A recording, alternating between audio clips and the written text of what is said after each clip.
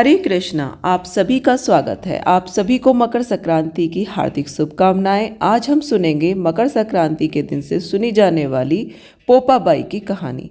तो चलिए कथा का श्रवण करते हैं। किसी गांव में एक भाई बहन रहते थे। भाई की शादी हो गई थी लेकिन बहन की शादी नहीं हुई थी। बहन का नाम पोपाबाई था। पोपाबाई हमेशा व्रत और नियम करती थी। एक दिन उसके भाई भाभी ने उससे शादी के लिए कहा, तब उसने शादी के लिए मना कर दिया। उसने अपने भाई भाभी से कहा, मेरे रहने के लिए गांव के बाहर एक झोपड़ी बनवा दो, मैं उसी में रहकर अपना जीवन व्यतीत कर लूँगी। और उसके बाद उसने गांव के सभी लोगों से कहा, हे गांव वालों, आप लोग अपने अपने गाय बछड़े को मेरे झोपड़े के पास घास चरने के लिए छोड़ दिया करो। मैं सभी गाय बछड़ों की देखभाल किया करूँगी। जो भी बचा कुचा खाना हो वह भेज देना, मैं वही खा लिया करूँगी। इसी तरह बहुत दिन बीत गए। एक दिन उस देश का राजा शिकार खेलने जंगल को जा रहा था।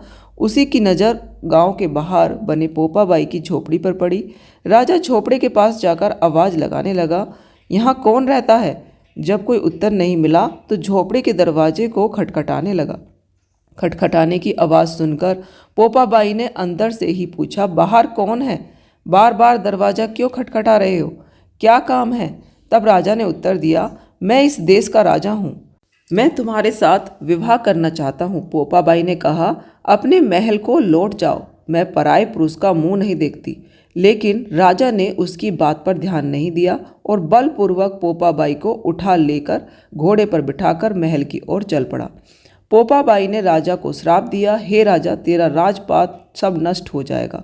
महल में पहुंचकर राजा ने अपनी रानियों से सारी बात बताई। पूरी बात सुनकर रानियों ने राजा से अनुरोध किया कि पोपाबाई को सही सलामत उसकी झोपड़ी में छोड़ आएं।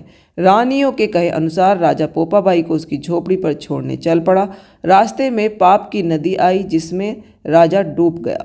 पोपाबाई मृत्यु के बाद धर्मराज के दरबार में पहुंची। वहां धर्मराज ने उसे स्वर्ग का राज दिया। एक बार किसी गांव के एक सेठ और सेठानी की मृत्यु हुई। वे दोनों मृत्यु लोक से स्वर्ग लोक को आए लेकिन स्वर्ग का दरवाजा बंद पड़ा था। उन दोनों ने धर्मराज से स्वर्ग का द्वार खोलने के लिए विनती की। तब धर्मराज ने कहा, इस पर पोपाबाई का राज है। सेठ सेठानी ने कहा, हम पोपाबाई को नहीं जानते। तब धर्मराज ने कहा कि मैं तुम दोनों को 7 दिन के लिए मृत्यु लोक में भेजता हूँ।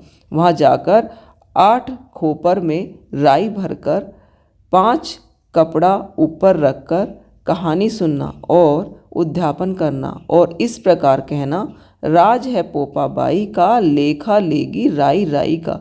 बोलो पोपाबाई की जय। अगर आज की कथा आपको अच्छी लगी हो तो वीडियो को लाइक ज़रूर करें और हमारे चैनल को सब्सक्राइब करें। जय सिया राम।